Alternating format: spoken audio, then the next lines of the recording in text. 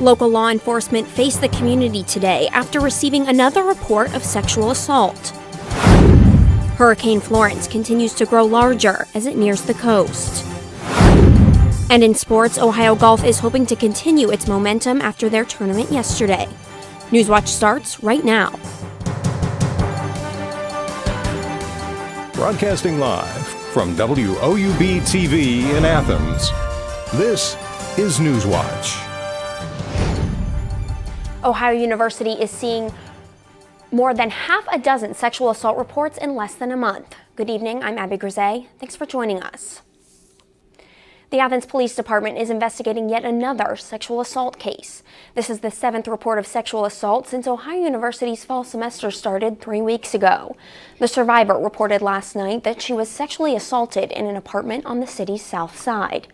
Last week, the Ohio University and Athens Police Department said in a joint statement 3 of the other cases were, quote, reported to have started in the general vicinity of Mill Street.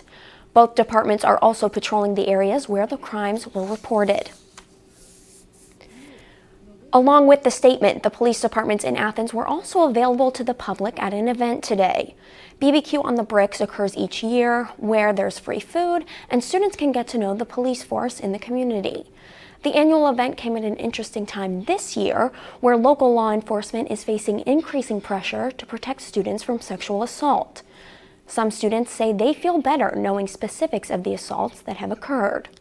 I like that we know the area that it's been happening in so we can avoid that at night or have someone with us or know to be talking on the phone. And I feel like that's pretty helpful and less concerning than it just being like, watch out all the time everywhere. The Ohio University Student Senate will be holding a forum of their own tomorrow. The Campus Safety Forum will take place at Front Room Coffee House from 3 to 8. A Shawnee man is being held on bond after a burglary early yesterday morning on State Route 56. According to the Athens County Sheriff's Office, 30-year-old Anthony D. Moore kicked in the front door of an Athens residence and went inside. Minutes later, deputies placed Moore into custody where he was charged with burglary, which is a felony of the 2nd degree. He is being held on a $25,000 bond at the Southern Ohio Regional Jail. Issue 1, also known as the Drug and Criminal Justice Policies Initiative, will be the only statewide issue on the ballot in November. If passed, it would reduce sentences for many drug crimes. For instance, possession of heroin, cocaine, and even fentanyl could drop from a felony to a misdemeanor and carry no jail time until the 3rd offense. Prison time would also be lessened for some offenders who complete rehab programs. Supporters say it would send more people with substance abuse disorders to treatment rather than prison. Opponents say reducing sentencing would make people less likely to seek treatment. Now, the candidates for Ohio governor are weighing in on Issue 1. Republican Mike DeWine opposes it, while Democrat Rich Cordray supports it. The attention from the candidates is putting a larger spotlight on the measure, but opinions are mixed. Supporters include Policy Matters Ohio and the Ohio Justice and Policy Center. Opponents include Ohio Supreme Court Chief Justice Maureen O'Connor, the Ohio Judicial Conference, and Ohio Prosecuting Attorneys Association. More voters learn about a yes vote on state issue 1, the more they'll support it. We know that there is a raging opioid epidemic in our communities that's going unaddressed. We're very confident if they look at it and they read it and they see what they're making a decision on, that they will vote no. Early voting begins October 10th. Election Day is November 6th. The state of Ohio is continuing work to get its new medical marijuana program up and running. According to Ohio Public Radio, an exact timeline for the program has not been given. As of yesterday, 5 growers have received cultivating licenses. Several inspections this month are expected to result in about half of all the state's 26 growers being certified and growing medical pot. The state's program was supposed to be up and running last Saturday.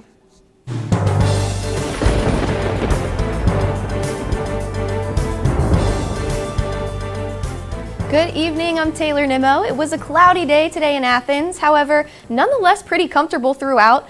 Right now we are sitting at about 78 degrees and mostly cloudy. It is a pretty calm evening tonight, and you can expect that for mostly of the remainder of the night. And around the region, we're seeing about the same thing, mid-70s, 78 in Athens, 77 in Marietta, 75 up in Newark, 74 over in Columbus. Now taking a look at Hurricane Florence. Florence is on a path to put millions of people at risk on the southeast coast. Florence dipped to a Category 3 hurricane, but is still reaching winds up to 125 miles per hour. And the path is actually changing to be a little bit further south than expected. And Georgia and South Carolina are set to be facing more damage than previously thought. And now we'll have more on Hurricane Florence later on in the show. Thanks, Taylor. Be sure to stay tuned for that coverage in just a bit.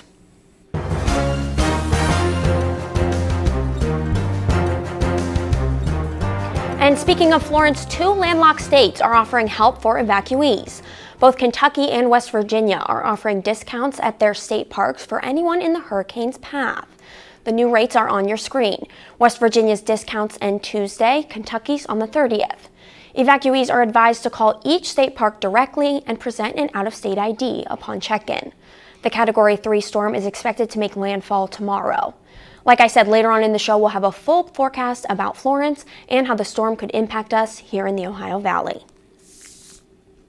The state is hoping for a scientific breakthrough to address the U.S. opioid crisis. A dozen winners from around the world were announced today for Ohio's Global Technology Challenge. And the challenge isn't over yet. Ohio is once again awarding prizes for this challenge, and it will be over $2 million worth. The winning teams will receive $200,000 to advance its technical solution. Voting equipment and security will be upgraded after a generous amount in federal grants was approved. West Virginia election officials agreed to a $6.5 million grant that will upgrade or replace voting systems and cybersecurity in 41 counties. This money will also improve physical security where voting machines are stored. Health officials are concerned over an increase in HIV cases in West Virginia. Howard Gamble, the Wheeling, Ohio County Health Department administrator, said this year 6 cases of HIV had been reported in Ohio County. He says it seems that the cases are classified as a cluster and are linked to existing drug use and prostitution. If not prevented or tested for, it can result in an outbreak. Taylor, what do you have for us after the break? State of emergencies are being declared as Hurricane Florence heads for the Carolina coasts. How the storm will affect those states and if any of the fallout will reach southeast Ohio. As well as for Athens, temperatures are heating up, and we'll have your full 7-day forecast when we return.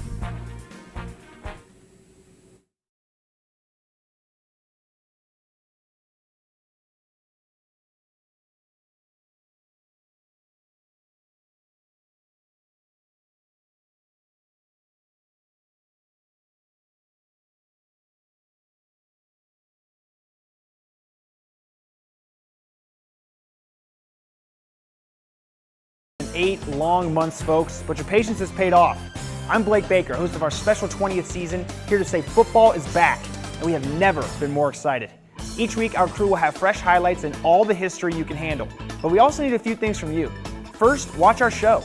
We go live at 11:30 Friday nights and air again Saturdays at 11 a.m. Next, connect with us online. Our Twitter, Facebook, Snapchat, and website are your best resources for daily content. And always remember, there's nothing better than Friday nights and Gridiron Glory.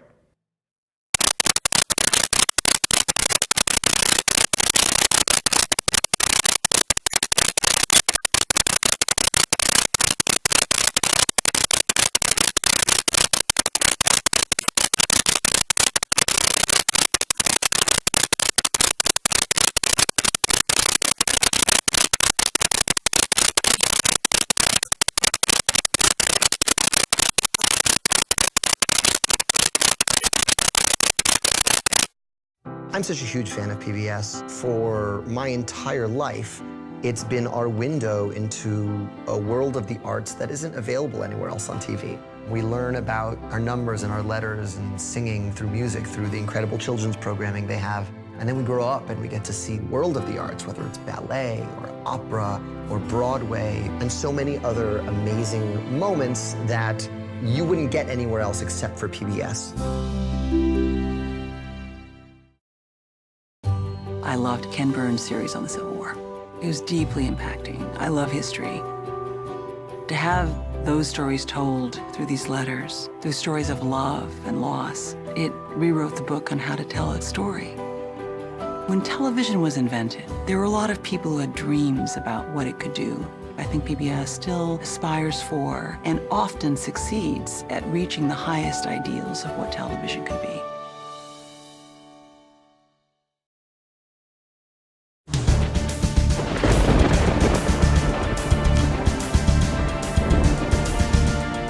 There has been a major development as Hurricane Florence heads to the East Coast, threatening to slam at least 4 states. Forecasters say the Category 3 storm is now expected to pause late this week off the coast of North Carolina and turn left. Karen Kafa is in Wilmington, North Carolina, with what that means for the people along the storm's path of destruction. Officials say today is the last chance. Despite blue skies today in the Carolinas, the weather is about to take a dramatic turn. The first effects of Florence to be felt here Thursday. This is going to be, a Mike Tyson punch to the Carolina coast. Law enforcement keeping traffic flowing away from the Carolina coast today. Just one direction on some major thoroughfares. Gas stations in North Carolina running low on fuel and trying to accommodate long lines as warnings become more dire. The time to prepare is almost over. Disaster is at the doorstep and is coming in. This storm threatens life. Still, some think they can ride it all out. Just hunkering down and bring it on. I mean, there's nothing more I can do. The Wednesday forecast indicated Florence could take a turn to the left, still slamming North Carolina hard, but also putting more parts of South Carolina in danger. Remember, if this thing does what one of the models show, you can forget about having an electricity. Good luck on having your roof, and I hope like the Dickens you're well stocked and safe. Forecasters warn it is not just the eye of Florence or her landfall that will pose great danger. More than 25 million people are inside the forecast cone from the National Hurricane Center, extending from Virginia to Alabama. It's unpredictable, really, so we need to get out of here to be safe. In Wilmington, North Carolina, I'm Karen Kafa. And one company is trying to help prepare for this unpredictable storm. Duke Energy workers are heading to the Carolinas to assist with possible damage from Hurricane Florence. From darkness comes the light, or in this case power, as thousands of Duke Energy workers prep for what's sure to be a long stretch away from Florida. Picking up wire, changing out transformers, replacing poles, whatever's needed. From the Ops Center in Winter Garden, these linemen will head to Florence, South Carolina. You get as close as possible to the storm without jeopardizing the safety of our people and resources. Once Hurricane Florence falls apart, the crews will aid thousands of others in restoring power. A lot of power outages. I'm hoping to get everybody back on pretty quickly, but probably some pretty rough conditions. It is dangerous work, but necessary. 16-hour days for as long as it takes. But these three all know what it's like, as they worked with 12,000 others last year to restore Central Florida's power after Hurricane Irma. They've got all their gear, and they'll go over more safety plans before any work begins. We're leaving my wife, my kids, his wife, his kids. I want to come home safe to them, so we're going to take our time, and we're going to do everything right and get the power on as quick as we can. As the buckets leave for the long journey ahead, they do so not knowing when they'll return, but they do it with a heartfelt desire to help. I think that's why a lot of people get in this line of work. You know, when you travel and help other people, get away from the everyday stuff, it's very rewarding. Adrian Whitsett, West 2 News. Though the hurricane could be devastating for the Carolinas, let's head to Taylor to see if the storm will affect us here in Southeast Ohio. Taylor?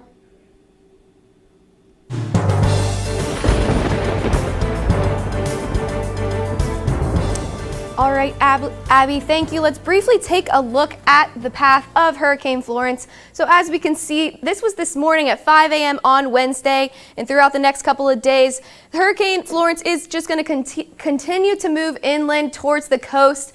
Thursday will be around here, 2 a.m. on Thursday, and 2 p.m. will be even closer. And Friday and Saturday is when we're really going to see the biggest impact from this storm. But in Athens, however, we are not going to be seeing as much of an impact. We won't be getting much rain at all. 78 degrees right now, mostly cloudy, and it's a pretty calm evening. It's going to be like that for the remainder of the evening and into tomorrow as well. We're not expecting to get any of that rain from Hurricane Florence. Today, it was a high of 80 and low of 66. And this is a little bit above our average, high of 77, low of 55. And in 1983, we had our record of 96 degrees. And just a few years ago, 2016, our record low of 35 degrees. And around the region right now, we are seeing temperatures about in the mid-70s, 78 over in Athens, 78 in Marietta, 75 in Newark, and 74 over in Columbus. And we're just going to see those temperatures continue to drop tonight into the 60s. But today, we're not seeing much going on in Ohio. As you can see, it's pretty calm over here. And then we have our Hurricane Florence, of course. And as we go into tomorrow, we can see how that's moving inland. But still, in Ohio, we're not going to be seeing much going on there. It's going to remain pretty calm for the remainder of the week. Tomorrow morning, as you are heading out, make sure to keep in mind that there will be some fog tomorrow. It's going to be about 68 degrees when you're headed off to work or getting the kids off to school. And it will be very humid tomorrow, so keep that in mind when you are heading off, that it may affect your drive to work tomorrow.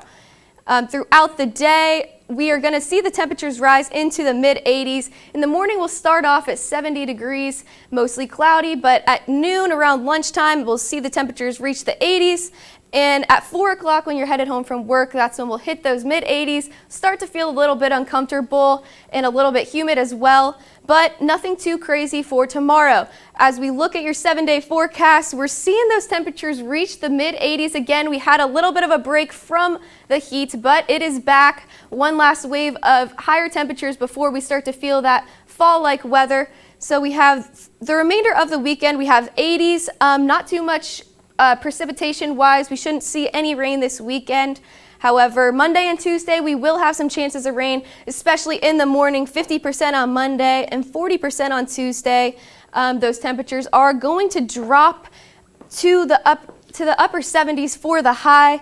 So overall, it's a pretty mild week ahead with just the exception of Monday and Tuesday for our chances of rain. But that's it, Abby. Thanks, Taylor. The FDA is cracking down on vaping in a certain group of people. That story's still ahead. But first, here's a look at... But we'll see you after the break.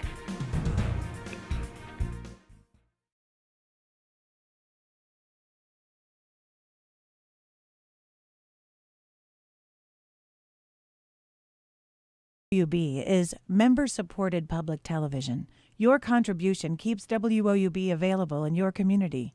Become a member with a gift of $60 or more for access to stream more than 1,000 of your favorite PBS programs through WOUB Passport. Programs like Nature, Sherlock, and all episodes of Downton Abbey and Victoria. Pledge now at woub.org. And thank you.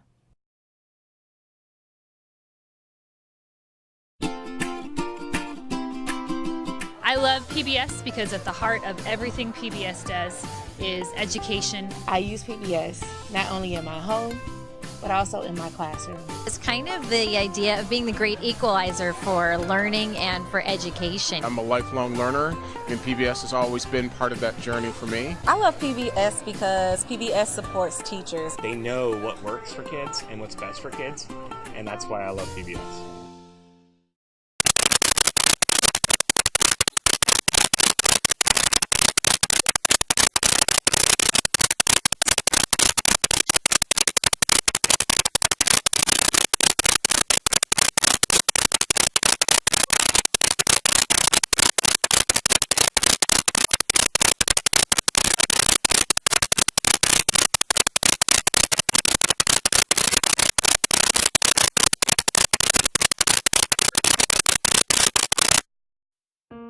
PBS had a special on Pearl Harbor, and once Landon started watching the show about the Arizona, he completely became fascinated. That's Donald Stratton, and that's me. And then his Christmas wish this year was to meet Donald Stratton, one of the survivors from the Arizona. So good to see you, buddy. Everything that Landon has learned from PBS, it's immeasurable. This is for you. Thank you, big guy. He is living proof of the effect that PBS has had on his life.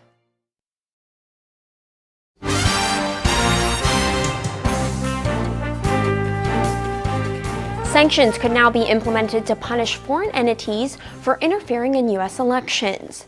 President Donald Trump signed an executive order that would punish foreign election interferences. National Security Advisor John Bolton told reporters today the president signed the order earlier in the morning. The order lays out automatic sanctions against Russian or other foreign actors if the intelligence community determines there were attempts to meddle with the vote. The executive branch, including President Trump, will have the final say in whether sanctions will be applied in cases of interference. The FDA is taking action against what it calls a youth e-cigarette epidemic. The agency announced it sent 1,100 warning letters to stores for illegally selling e-cigarettes to minors under the age of 18. And it issued 131 fines to stores that continued to violate the restrictions on sales to minors.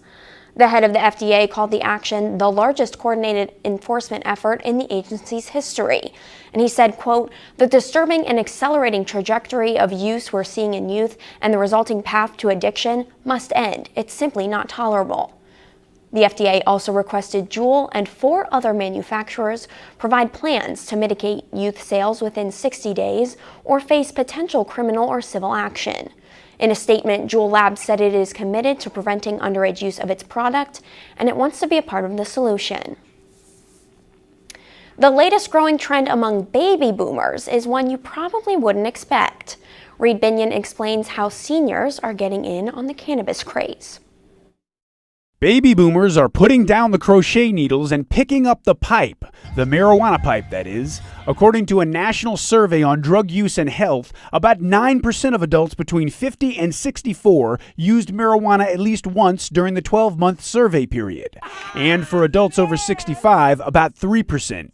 The study, published in the Journal of Drug and Alcohol Dependence, surveyed nearly 18,000 adults across the country and found the number of cannabis users has doubled over nearly a decade. One of the authors says that while marijuana use is gaining popularity with older Americans, most aren't newbies when it comes to pot use or other substances.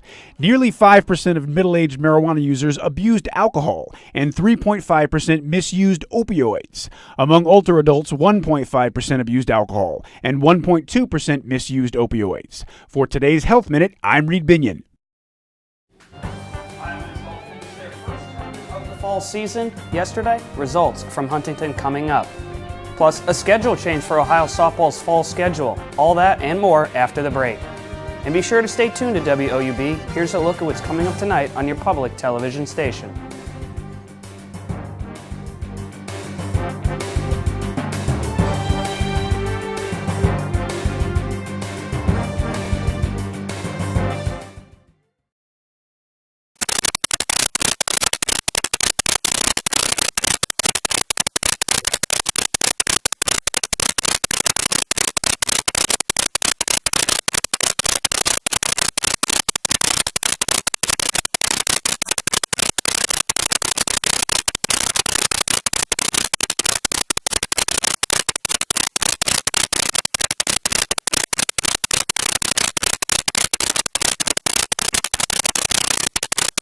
It's been 8 long months, folks, but your patience has paid off.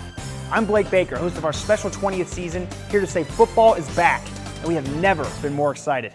Each week, our crew will have fresh highlights and all the history you can handle, but we also need a few things from you. First, watch our show. We go live at 11:30 Friday nights and air again Saturdays at 11 a.m. Next, connect with us online. Our Twitter, Facebook, Snapchat, and website are your best resources for daily content. And always remember, there's nothing better than Friday nights and Gridiron Glory. I'm such a huge fan of PBS. For my entire life, it's been our window into a world of the arts that isn't available anywhere else on TV. We learn about our numbers and our letters and singing through music, through the incredible children's programming they have. And then we grow up and we get to see world of the arts, whether it's ballet or opera or Broadway, and so many other amazing moments that you wouldn't get anywhere else except for PBS. WOUB is member-supported public television. Your contribution keeps WOUB available in your community. Become a member with a gift of $60 or more for access to stream more than 1,000 of your favorite PBS programs through WOUB Passport. Programs like Nature, Sherlock, and all episodes of Downton Abbey and Victoria. Pledge now at woub.org. And thank you.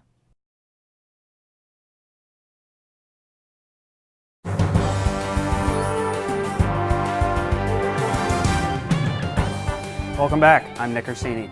The Ohio men's golf team finished in a tie for 11th place at the Joe Fegans Invitational with a combined team score of 11 over par. The Bobcats followed up their first round 2 under par on Monday with a final round 5 over. Senior Ben Sattler was the top finisher for Ohio, tying for 14th place with a 2 under par score of 140. This was Sattler's best collegiate tournament score of his career. Ohio is a short turnaround. They compete in the Eastern Kentucky Raising Cane's tournament this weekend in Richmond, Kentucky, starting on Saturday the 15th. Due to a scheduling conflict, Ohio softball's doubleheader against the University of Charlton's Golden Eagles, scheduled for Sunday, has been moved to Sunday, October 14th. That doubleheader is set to begin at 12 p.m. But the next time the Bobcats will be in action is September 23rd for a doubleheader at home against Old Dominion starting at 1. This morning, the Columbus Blue Jackets signed head coach John Tortorella to a 2-year contract extension. Tortorella's contract was set to expire at the end of the season, but with the agreement, Tortorella is staying in Columbus through 2021. Tortorella has taken the Columbus Blue Jackets to the playoffs each of the past 2 seasons and was named to Coach of the Year in the 2016-2017 season.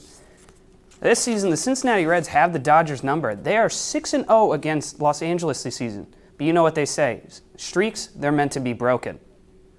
Shortstop Jose Peraza put the Reds ahead in the first inning. He hit a home run, but that was the only run that the Reds would score. Jock Peterson said, "Whatever you can do, I can do better." He blasted a homer in the 4th inning, and it was all Dodgers from there. Yasmani Grandal and Justin Turner drove in 3 runs each, and the Dodgers avoided the season sweep with an 8-1 win.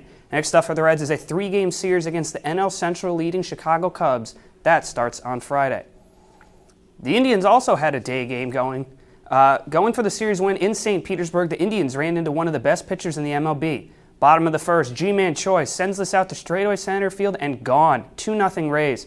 Rays pitcher Blake Snell had a no-hitter going into the 7th inning before Jose Ramirez led off with a solo homer. That was enough as Snell got his major-leading 19th win and the Rays won 3-1. Cleveland's magic number to clinch the 3rd consecutive AL Central title remains at 3 with their next home game on Friday against the Tigers. Now tune into SportsBeat tomorrow on 1340 AM WOUB. Host Lucas Moore and producer Russ Heltman talk Ohio football and their location change against the Virginia Cavaliers. Plus, Sam Blom from the Daily Progress in Charlottesville joins the show via phone to talk about Virginia football as well as the atmosphere in Virginia as they prepare for Hurricane Florence.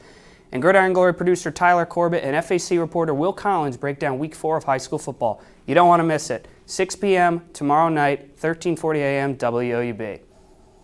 Well, that's all I've got for sports tonight. I'm Nick Orsini. Abby, back over to you.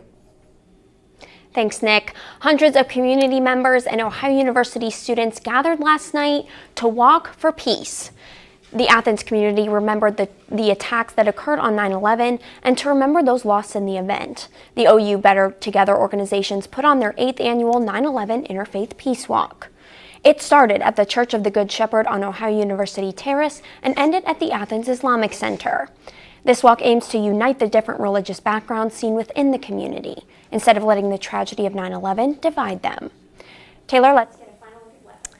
All right, let's take one last final look at your day for tomorrow. We're going to be reaching the mid-80s by your way home, so make sure you keep that in mind, as well as your 7-day forecast. We're not seeing much action from the Hurricane Florence, but it's looking like a nice week ahead.